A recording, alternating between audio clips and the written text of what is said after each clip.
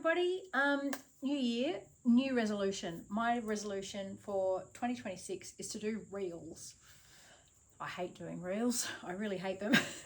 However, that's what Instagram wants. That's what everybody wants. And so here I am doing a reel. And I have decided that I'm going to publish them every Friday. And so they need a name. Chula has Chula Tuesdays. I think Jody from Jody Rickrack calls hers the staff meeting.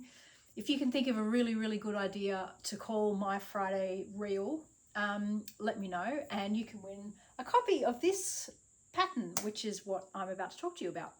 So when I was wondering about what to do in these videos to start off with, I thought it'd be really fun to go through all of my books. I have a lot of books, and the first one seemed like the best place to start. And we recently have republished a lot of the old patterns from the old favourite books, as both as printed patterns and as PDF downloads, because the books have been out for a long time. Lots of people can't get them anymore. They're out of print. Not all of them, obviously, but some of the older ones are out of print. And the copyright reverts to me after they've gone out of print. So we started off with Material Obsession.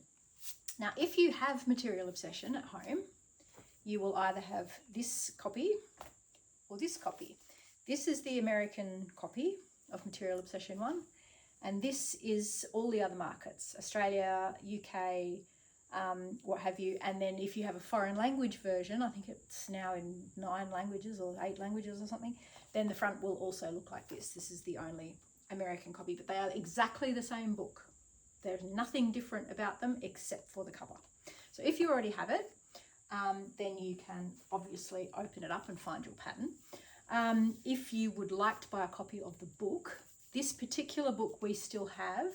Material Obsession 2 and some of the others that are out of print we do not have anymore. We do still, when it went out of print, we bought a lot because I knew it was something that would still sell. So I do have a few copies of this left at my website if you would like one. If you would like to just make the quilt that we're going to talk about today, then you don't need the book. You just need the pattern, which is available from my website. Now, this quilt was obviously on the cover of the American version of the book, and it's called Dottie for Dresden. I actually designed this quilt and a lot of my quilts. A lot of my quilts are inspired by antique quilts in the beginning. And this quilt was actually inspired by a quilt I had seen somewhere. And I really wish that I could find where I had seen it, because I've never seen it again. And I talk about this quilt a lot when I lecture and all of that sort of things for people, because it's kind of the quilt that started it all. It was the first really recognisable Material Obsession quilt, you know, and I can remember going to Quilt Market once to sign books and in Houston, and I had this quilt rolled up under my arm, and somebody came running down the corridor after me and said, "Where did you get that quilt from? That's the quilt from that book." And I was like, "Yeah, I made it, that's my quilt." And I just remember it as being this amazing moment that, you know, like I had a book in print and somebody recognized my quilt. It was the most amazing thing. And so this quilt really has a very special place in my heart, and it's a quilt that a lot of people who know things about Material Obsession might recognize.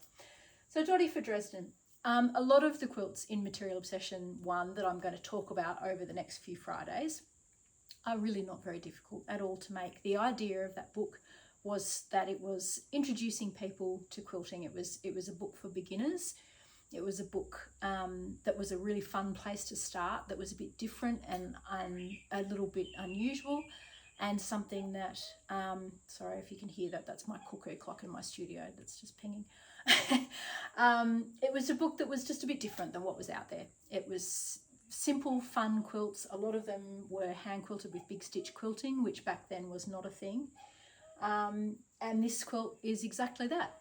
So the antique quilt that I found it was a 1930s quilt, and it had all sort of feed sacky looking fabrics, those beautiful 1930s fabrics that you see around the plate. And it had big green spots, great big green spots, and a plain white background.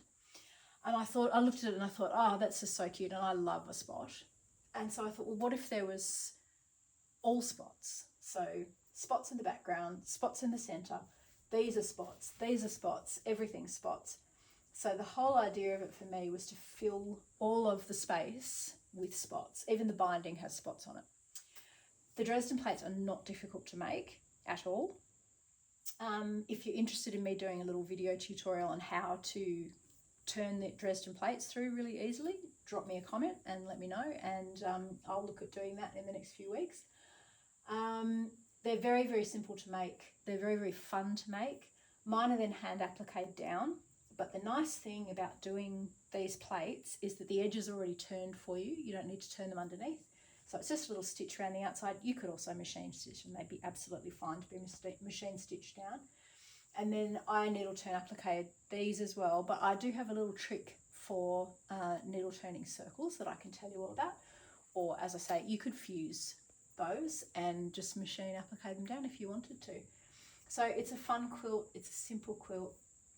My big stitching here makes a star in the center, which is probably the only part of this that isn't actually a circle.